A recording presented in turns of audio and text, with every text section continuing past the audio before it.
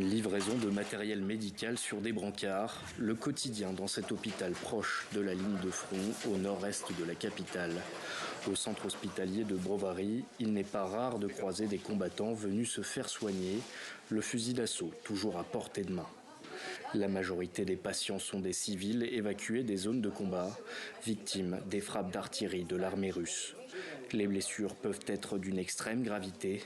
Cet homme, sorti un instant de son abri, a vu sa jambe déchiquetée par une explosion. Cette dame, elle aussi, a été blessée en sortant de sa cave. Elle ne voulait pas quitter sa maison. Un obus en a décidé autrement.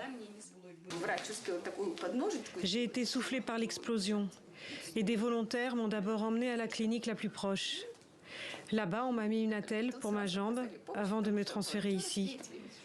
Ensuite, les volontaires ont emmené mon fils. Ma fille n'a pas pu venir avec, mais elle est en sécurité. Dieu merci, elle est avec moi. Où pourrait-il aller à part ici, auprès de sa mère? Les ambulances amènent tous les jours de nouveaux patients. Les soignants n'ont plus le temps de récupérer et doivent loger sur place. Un mois après le début de l'invasion, ils sont dans un état de fatigue avancé. Les journées passent vite, les blessés arrivent en continu. C'est horrible. À chaque fois, c'est la même histoire. Ils étaient à la maison et un obus s'est abattu. Parfois, ça a fait exploser le chauffage et on traite des brûlures au 3e degré.